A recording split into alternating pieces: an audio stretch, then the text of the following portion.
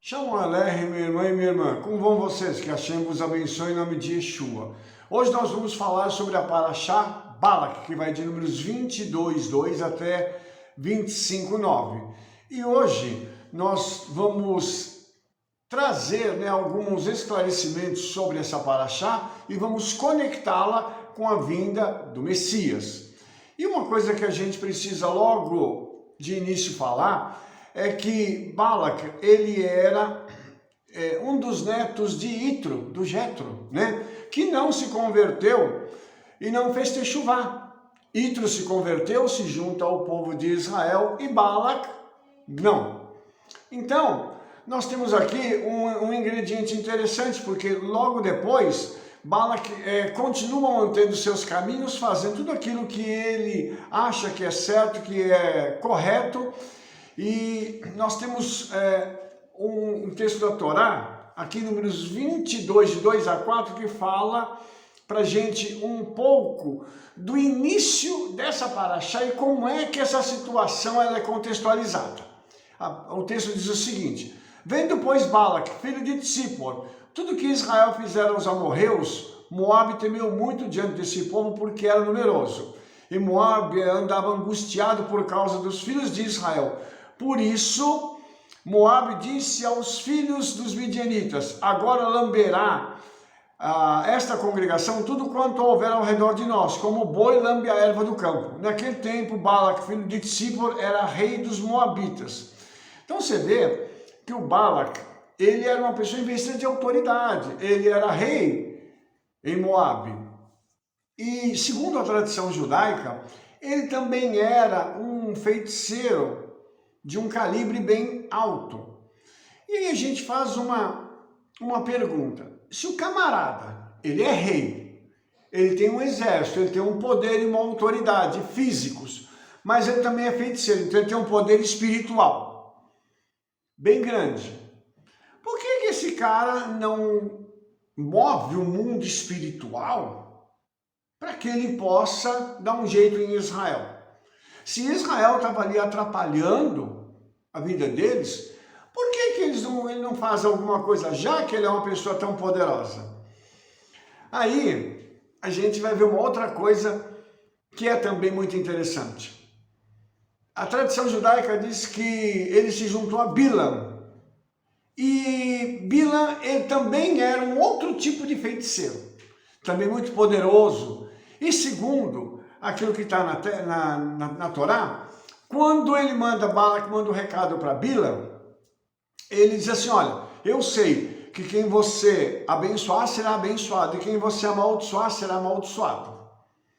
Agora veja um outro aspecto aqui, um feiticeiro falando para o outro: ó, eu sei que quando você abençoa o negócio dá certo e quando você amaldiçoa também dá certo. Dá certo, mas em que sentido? Abençoa, como? Amaldiçoa, como? Usando os poderes das trevas, óbvio. Mas essa pessoa tem a capacidade, por exemplo, de ministrar bênção para a vida de alguém? Essa também é uma boa pergunta a se fazer.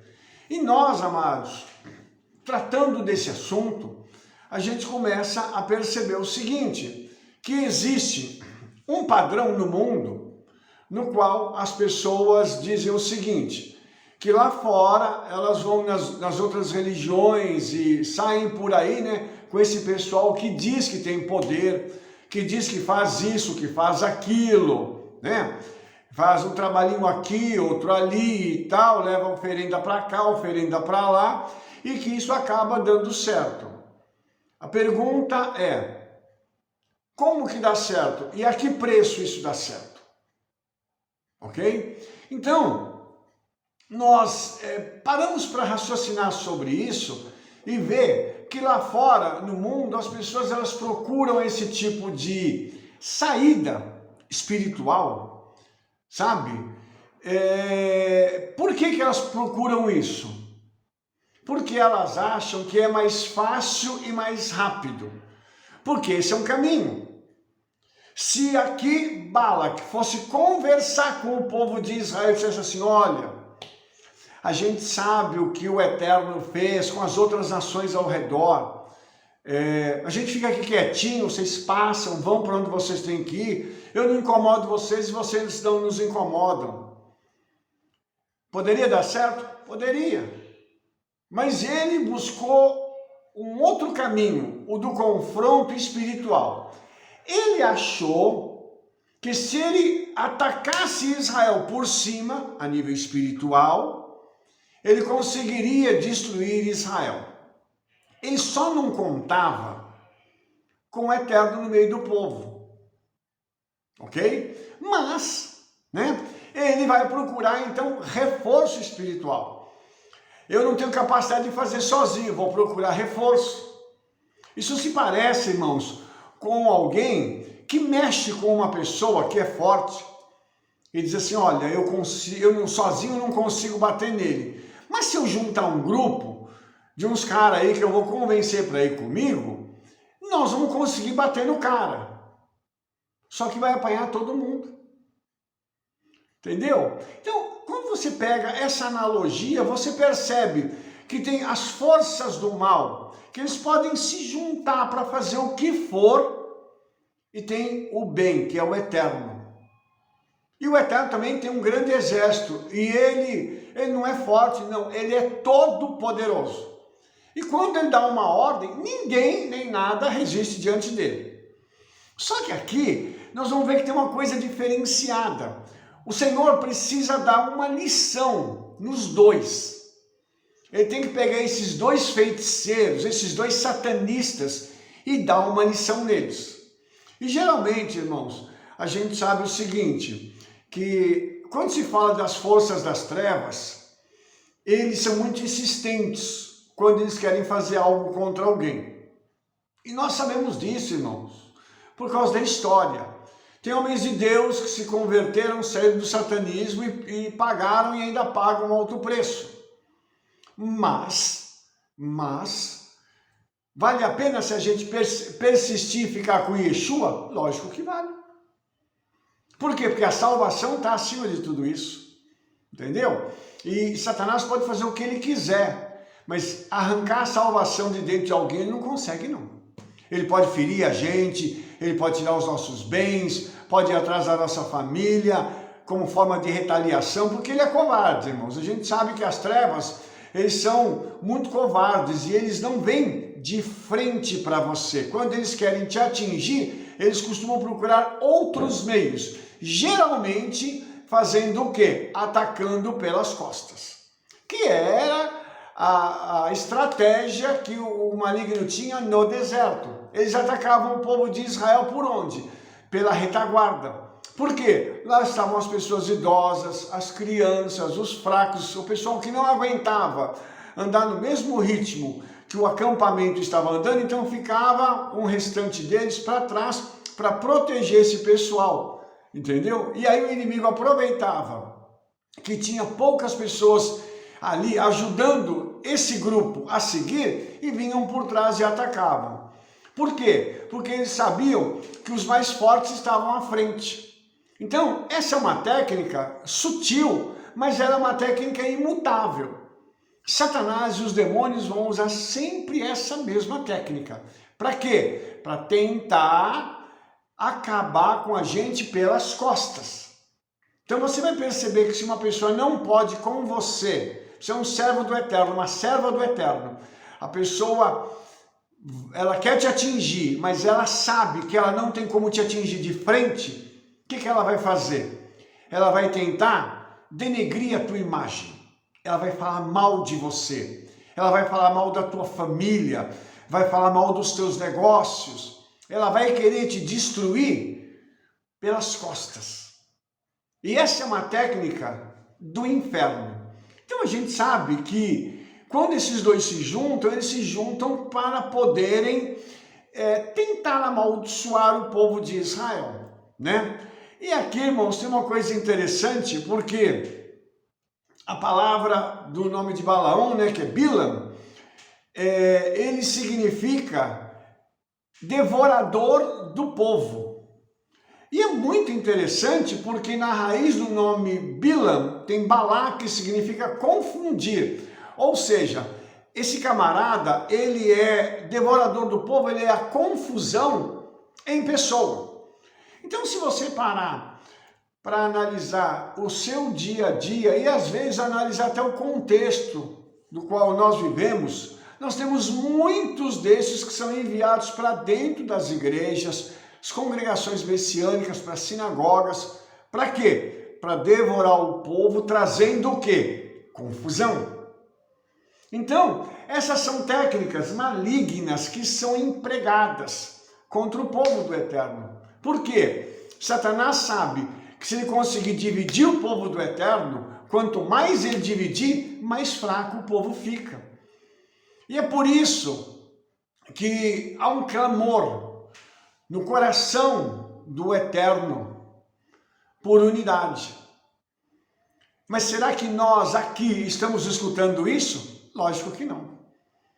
Porque por mais que a gente tente, por mais que a gente converse com as pessoas falando que é necessário uma unidade para a gente ser forte, assim como as trevas se unem para destruir, muitas vezes nós não conseguimos.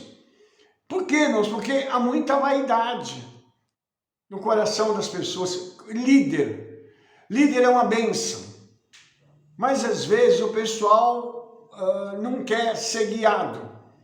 Sabe? Porque eu tenho tantas ovelhas, porque eu tenho tantas igrejas, eu tenho tantas células, eu tenho tanto isso, tanto aquilo. O objetivo é ser um com os irmãos, não é saber a grandeza de cada um.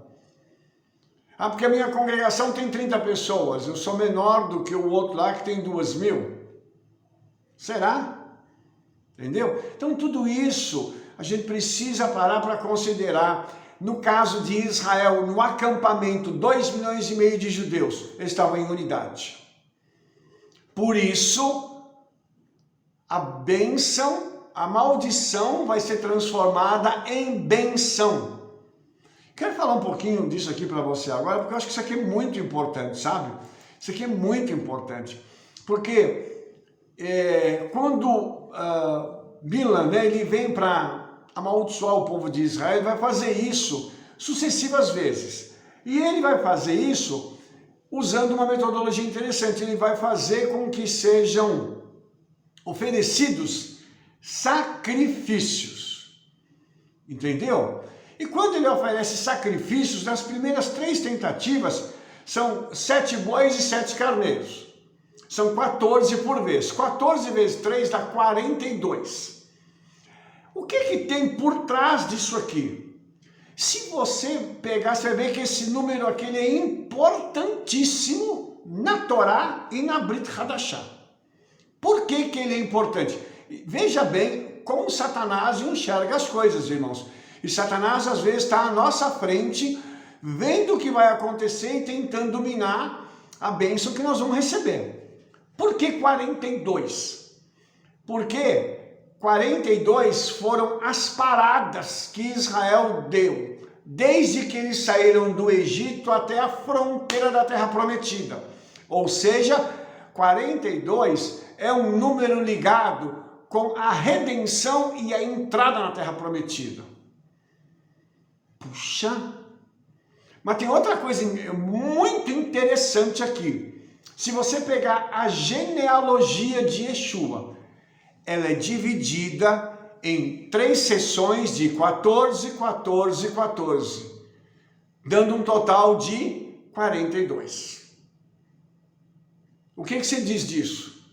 Ou seja, o final disso é Yeshua. O final disso é o nascimento do Redentor. Então você entende como que isso aqui é profundo, como isso aqui é tremendo. E aí, irmãos, nós temos uma outra coisa, o número 14. Ele está ligado a David. E David é um dos nomes do Mashiach.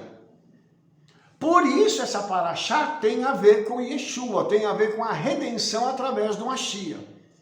Porque aqui, irmãos, as trevas se levantaram para, antes da chegada deles em Canaã, eles serem destruídos. Porque se eles fossem destruídos antes de entrarem em Canaã, a promessa que o Eterno fez para Israel não mais existiria. Acabou a promessa. Entende como isso é algo profundo? Isso é algo tremendo, irmãos, que a Torá mostra para a gente, conectando lá com a Brit Hadashah. Então, quando nós temos essa estratégia, tá? Ele faz o quê? Ele tenta amaldiçoar Israel, revertendo a bênção que já está sobre a nação. E por que a bênção está sobre a nação? Porque eles estão no deserto obedecendo. Então você vê que a presença do Eterno, ela é tão grande no acampamento de Israel, que o pessoal chama de arraial, que tem uma nuvem sobre eles, tem uma coluna de fogo sobre eles, o maná, que é a comida deles, está caindo todo dia, água eles têm no acampamento, o Senhor está providenciando água para eles, eles têm carne dentro do acampamento que o Senhor está mandando para eles, ou seja, eles estão munidos de todas as coisas necessárias para viverem, e lá eles tinham tempo de buscar ao Senhor. Por quê? Porque eles não precisavam fazer força para poder adquirir aquilo que é básico para viverem. Se eles já tinham moradia, se eles já estavam no deserto, faltava o quê? A alimentação. E a alimentação estava vindo dos céus. Você percebe então que isso é algo muito parecido com o Olam Rabá, com o mundo vindouro? Ele já tem tudo, só que no mundo vindouro não precisa comer. E quando o Eterno criou Adão, e depois Rava junto, tirou de Adão a mulher, né, que é Rava, o que eles tinham? Tudo para poderem viver. Eles tinham jardim, tinham comida, tinham bebida e a presença do Eterno. Então você percebe que o que está acontecendo aqui no deserto é um microcosmo do Olam Rabá, do mundo vindouro. Por quê, irmãos? Porque eles tinham tudo, inclusive a presença do Eterno que estava sobre eles. E aí, quando Bilam e Balac chegam e vão para os altos, e eles começam a olhar Israel, eles olham Israel do alto, dos montes, eles veem um acampamento organizado. Tem uma profecia que é dada, que ela é mais um elogio do que uma profecia, que é algo que nós inclusive cantamos sempre. Ele diz: Matovu Halecha Yaakov, Mishkenotecha Israel. Quão belas são as tuas tendas, ó Yaakov, e as tuas moradas, ó Israel. Ele olhou aquilo e ele falou: uau, que coisa linda, o povo todo organizado, dividido em tribos, todo bonitinho, a presença do Eterno sobre eles, como se fosse uma cúpula blindando o povo de Israel. Um feiticeiro enxergando o mundo espiritual e falando: puxa, como é que eu vou fazer para entrar nisso aqui? E aí ele tentou usar a palavra. E por que ele tentou usar a palavra? Porque isso é um recurso que vem desde a criação e que nós, que somos judeus, conhecemos bem. Nós criamos as coisas pela palavra. Então, qual era o desejo dele? O desejo era que Balac dissesse para Bilam: crie uma situação em que a maldição possa entrar e alcançar a vida deles. Use a palavra para perfurar essa redoma e fazer com que essa shalom e essa unidade sejam destruídas. E eles possam começar a ter confusão no meio deles. Então ele tenta profetizar, porque ele vai criar com a palavra. Criando com a palavra, o que ele vai fazer? Ele vai ter um ambiente diferenciado, porque aquela palavra vai entrar, e ela de alguma forma vai entrar e se cumprir no meio do povo, porque geraria uma quebra de unidade. Entendeu? E aí, irmãos, seria o céu para eles. Por quê? Porque então o povo de Israel não mais alcançaria a plenitude da bênção e não poderia mais entrar em Canaã, porque o povo seria destruído ali. Então veja só que coisa interessante é essa. Esse homem, ele entendeu o mundo espiritual, e às vezes melhor do que os crentes, e entendendo o mundo espiritual, ele usou o recurso espiritual para tentar detonar o povo de Israel. Olhe só que coisa terrível essa. Misericórdia. Por isso nós precisamos ter esse entendimento e esse conhecimento para que nós tenhamos condições de reverter aquilo que está sendo feito pela palavra, usando a nossa boca. Então a nossa boca, nós que somos crentes em Yeshua e temos o Ruach HaKodesh, o Espírito Santo em nós, nós podemos reverter essas situações através da palavra. Ou seja, nós podemos gerar situações para que o Senhor possa estar realizando coisas diferenciadas nas nossas vidas, em nome de Yeshua. Então, quando a gente fala disso, para a gente poder dar continuidade, a gente vai ver que também acontece uma coisa muito interessante, tá? Porque nós temos aqui uma situação na qual o Mashiach, ele vai aparecer aqui nessa profecia. Mas a questão é, onde é que ele aparece? E eu quero mostrar isso aqui para os irmãos, tá? Porque aqui tem uma profecia muito linda. Ela está aqui em Números 24, do 10 ao 18. Eu vou ler. O texto é um pouquinho grande, mas tem só um pouquinho de paciência. Ele diz assim, porque Bilam, ele foi tentar amaldiçoar Israel 1, 2, 3 vezes e não deu certo. Então ele diz assim, então a ira de Balac se acendeu contra Bilam e bateu ele as suas palmas. E Balac disse a Bilam, para amaldiçoar os meus inimigos te tenho chamado, porém agora já 3 vezes os abençoaste inteiramente. Agora pois foge para o teu lugar. Eu tinha te dito que te honraria grandemente, mas eis que o Eterno te privou desta honra. Então Bilam disse a Balac, não falei eu também aos teus mensageiros que me enviaste, dizendo, ainda que Balac me desse toda a sua casa cheia de prata e ouro, não poderia ir além da ordem do Eterno, fazendo bem ou mal do meu próprio coração. O que o Eterno falar, isso falarei eu. Agora, pois, eis que me voa o meu povo. Vem, avistar-te-ei do que esse povo fará ao teu povo nos últimos dias. Agora a profecia é contra o Balac, tá? Então proferiu a parábola e disse, fala Bilam, filho de Beor, e fala o homem de olhos abertos. Fala aquele que ouviu as palavras de Elohim, e o que sabe a ciência do Altíssimo, que viu a visão do Todo-Poderoso, que cai e se lhe abrem os olhos. Agora preste atenção nisso. Vê-lo-ei, mas não agora. Já está falando do Mashiach. Contemplá-lo-ei, mas não de perto. Uma estrela procederá de Jacó, e um cetro subirá de Israel, que ferirá os termos dos Moabitas e destruirá todos os filhos de Sete. E Edom será uma possessão. E Seir, seus inimigos também serão uma possessão, pois Israel fará proezas. Vamos falar um pouquinho sobre esse texto aqui, porque isso aqui é muito interessante, irmãos. Você sabe que o diabo trabalha para Yeshua, né? E todo o capetério, todo mundo trabalha para Yeshua. Você sabe disso, né? Obviamente. Você sabe que toda vez que o diabo tenta fazer uma coisa contra nós, dá errado e ele ainda tem que dar glória para Yeshua. Obviamente, se você entende o que eu estou falando, né? Então, aqui, Satanás, com os demônios, os principados e tal, e potestades, estão trabalhando para glorificar o nome do Eterno.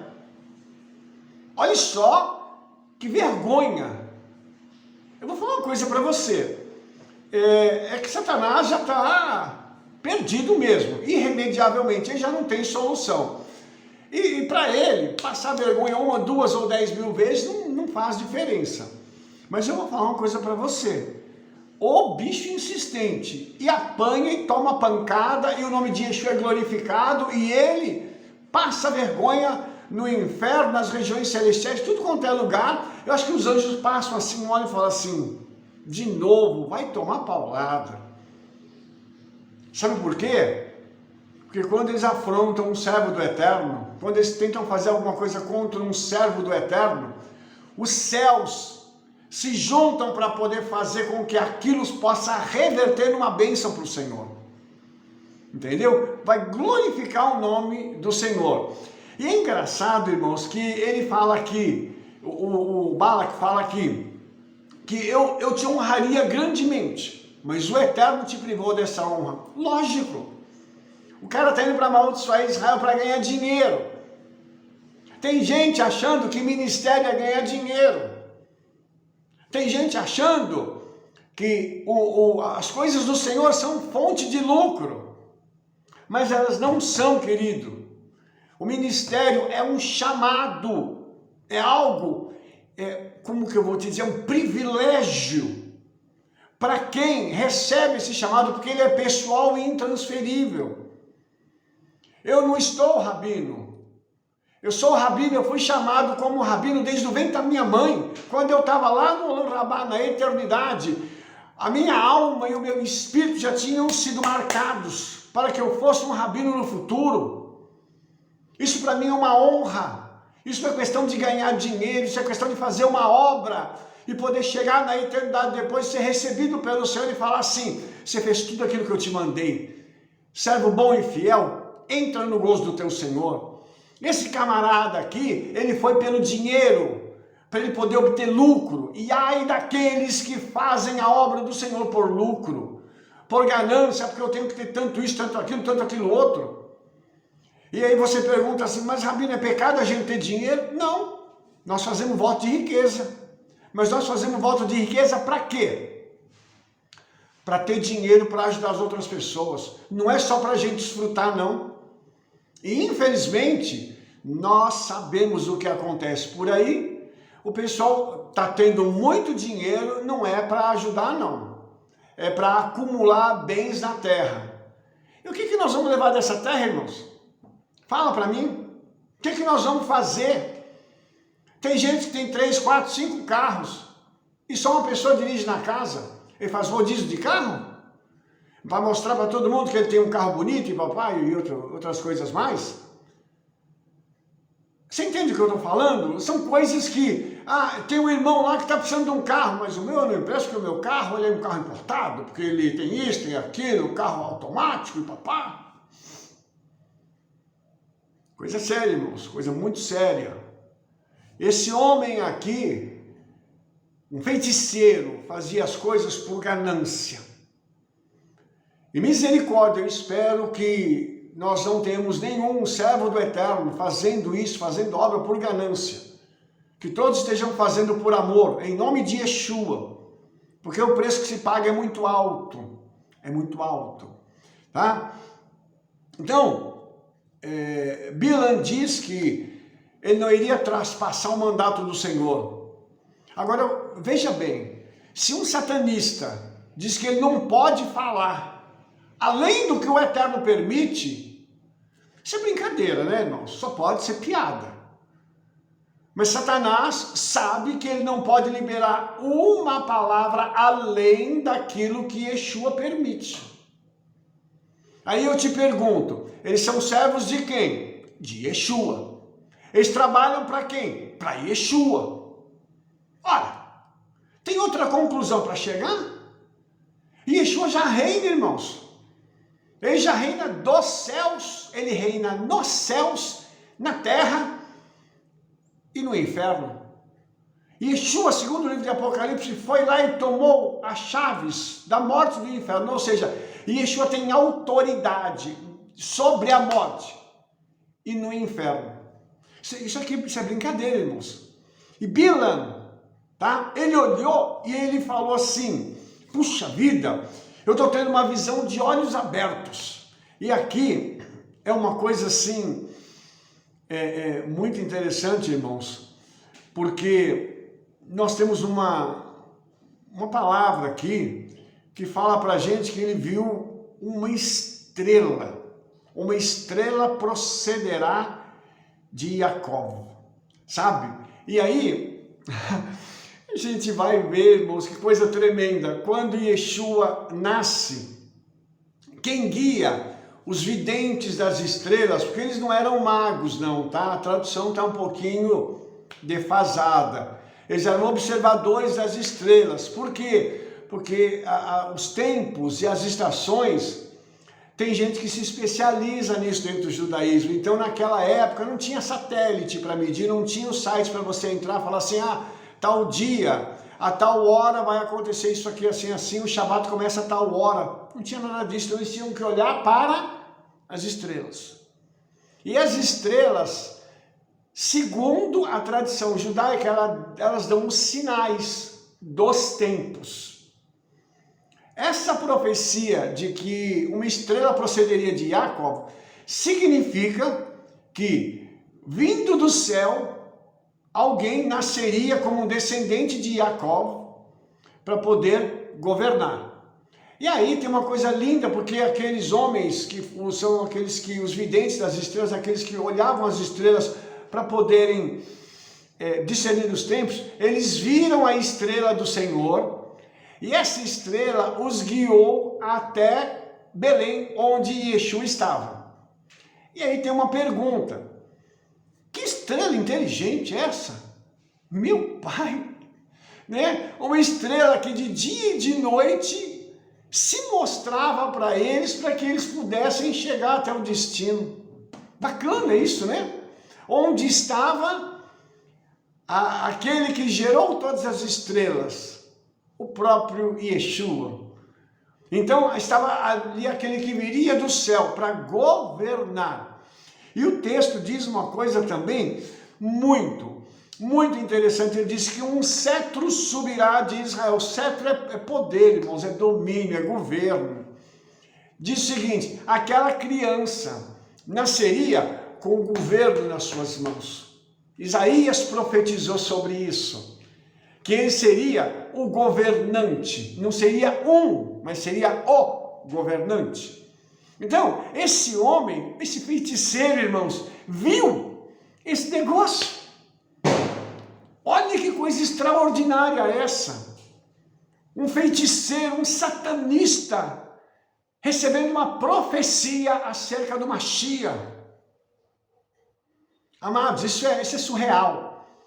A gente vê que um homem desse aqui recebeu uma palavra desse dizendo o seguinte, e ele vai ferir os termos dos moabitas, ou seja, vocês podem ficar tranquilos que vocês vão ser derrotados. Os filhos de Sete e Edom, que hoje é o Império Romano, e Seir fazem parte desse mesmo pacote, eles também se tornarão uma possessão, porque o Senhor vai reinar sobre todos eles. E ele termina falando assim, pois Israel fará proezas. Olhe só que profecia arrasadora, que foi dada por um satanista sobre a nação de Israel, sobre uma Mashiach que viria para governar esta nação. Amados, isso é uma coisa assim extraordinária. Nós paramos para pensar, tudo isso aqui aconteceu, você sabe por quê? Porque chegou o tempo, naquele momento em que eles estavam no acampamento de Israel, disso ser revelado. A mente do Eterno, uma mente que concebeu tudo, para que Israel pudesse estar ali como seu povo, já disse que esse povo ia ser um povo escolhido, um povo separado, um povo com algo diferente, para eles poderem levar adiante as coisas do Senhor. Isso é verdade, irmãos. O Senhor tem dado a Israel coisas tremendas para eles levarem isso adiante. E é muito interessante a gente perceber isso, irmãos, que o Messias, ele é judeu. Ele cumpriu todos os requisitos que os sábios disseram que o Messias teria, para ele poder viver em Israel, se tornar aquele que seria a salvação de Israel, obedecendo até o fim, para ele poder morrer, ressuscitar e ascender aos céus, para que depois ele possa vir novamente para poder levar o seu povo e poder finalmente cumprir o restante das profecias. Então, você vê que um homem desse aqui teve toda esse aparato visionário, tá? Ele viu tudo isso acontecer para ele chegar nesse ponto em que ele fala assim, olha, agora eu já vi tudo que vai acontecer, inclusive vocês vão ser derrotados. Falando isso para Balac, né? E eu vou falar uma coisa para vocês, eu acho que isso é uma coisa terrível. Você chegar para alguém que te chamou para você levar alguma coisa contra o seu inimigo e dizer que esse que era seu inimigo vai realmente te derrotar. É algo muito tremendo, irmãos, é muito tremendo a gente parar e ver a forma como o Senhor faz as coisas, né? Meu Pai,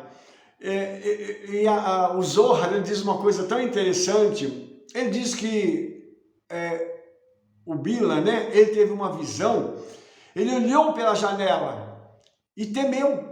Por quê? Porque ele olhou pela janela da sabedoria celestial e teve o discernimento de coisas celestiais que trouxeram temor ao seu coração. Entendeu? Isso é algo assim tremendo, a gente vê o quanto o Senhor permitiu que um feiticeiro pudesse fazer parte da Torá, mas como aquele que iria profetizar a favor do povo de Israel, revertendo a maldição em bênção. Então aí, irmãos, a gente vê o seguinte, quando se fala em ver o futuro, né? Ah, eu quero ver o futuro, eu quero saber o que vai acontecer. A gente não precisa disso. Nós só precisamos andar em obediência, porque inclusive isso não quebra a maldição. Isso evita que a maldição venha. A obediência, ela te blinda contra a maldição. E a gente percebe aqui que isso foi o que o povo de Israel fez. Estavam blindados. É engraçado que lá, nesse texto que eu falei para vocês, ele diz que ele viu com os olhos abertos. E a palavra que está aqui em hebraico, shetum, ela significa, ou pode significar, né? Um olho vendo o futuro, um olho que vê a verdadeira visão. Por que essa palavra aqui é tão importante aqui, irmãos? Porque ela revela para a gente algo que Adão perdeu quando ele pecou. Porque Adão tinha uma visão do mundo espiritual completamente aberta, ele via tudo e sabia das coisas que aconteceriam. Porque para ele não havia limitações, mas com o pecado isso foi interrompido. Então agora, vez por outra, o Senhor faz com que haja uma abertura no mundo espiritual para que algumas pessoas possam ver isso. E isso aqui é uma característica também de quem é profeta. E profeta, eu falo profeta de verdade, tá? Esse tipo de gente, eles têm essa visão aberta. Eles enxergam o futuro. E quando eles enxergam o futuro, eles declaram a palavra e profetizam. Então eles sacam do reino espiritual e trazem para a gente. E nesse caso, o Bilam, ele viu Mashiach, ele viu Yeshua reinando e destruindo os inimigos de Israel. Por isso a gente não precisa se preocupar. A única coisa que nós precisamos fazer é servir a Yeshua com alegria, servir a Yeshua com obediência. Tem que pegar a Bíblia, vamos obedecer as coisas que estão escritas aqui, vamos pegar a palavra do Senhor, vamos viver ela com alegria e esperar que o Senhor haja destruindo aqueles que se levantam contra nós. Porque, irmãos, isso não é, Rabino, você deseja que as pessoas sejam destruídas? Não, eu não. Mas se uma pessoa dessa está se levantando contra a obra do Senhor, aí o problema não está comigo, ele está lutando contra Yeshua. Então isso aí é uma outra coisa que eu não tenho poder para interferir nisso. Entendeu? Então nós temos que fazer a nossa parte, servir ao Senhor. O resto ele faz para nós. E as oposições, os levantes, tudo aquilo que acontece, isso está na mão do Senhor. E hoje o Espírito Santo está aqui conosco para poder fazer com que a nossa vida seja guiada, nós possamos caminhar na presença dele e ele possa nos conduzir a grandes vitórias em nome de Yeshua, inclusive vitórias no campo espiritual, para a gente poder orar, a gente poder jejuar, a gente poder fazer propósito diante do Senhor e ele cumprir isso no reino espiritual para se materializar no mundo físico. É assim que as coisas acontecem. As vitórias vão lá para cima primeiro, para se manifestar depois aqui embaixo. Então, que isso ocorra na nossa vida. E como Bilam, que tentou amaldiçoar Israel e o Senhor reverteu em bênção, que assim seja com a sua vida. Que toda palavra dita contra ti não prevaleça. Toda língua que se levantou contra ti em juízo, que tu a condenes. E que aqueles que proferiram maldição contra a sua vida ou palavras negativas, que o Espírito Santo transforme isso em bênção para a tua vida, em nome de Yeshua. E que hajam recursos abundantes vindo sobre a tua vida. Que o Senhor use a sua vida poderosamente. Mas fica aqui a dica: obedeça. Sem reserva, sem restrição. O que o Senhor disser para você, o que o Espírito Santo falar com você, obedeça naturalmente e rapidamente, você vai ver os resultados da sua vida. Amém? Então, nós estamos agora terminando a nossa paraxá. Se você gostou dessa paraxá, dê um like aí, favorite e clique no sininho para você receber todas as nossas recomendações e espalhe o trabalho que nós estamos fazendo para todo mundo. Envie esse vídeo para todos os teus conhecidos. Sabe por quê? Nós vamos nos ver no nosso próximo vídeo. Não perca! Shalom, shalom, Shavua Tov, Toda Rabá, B'Shem Yeshua Mashiach, Amém ve Amém.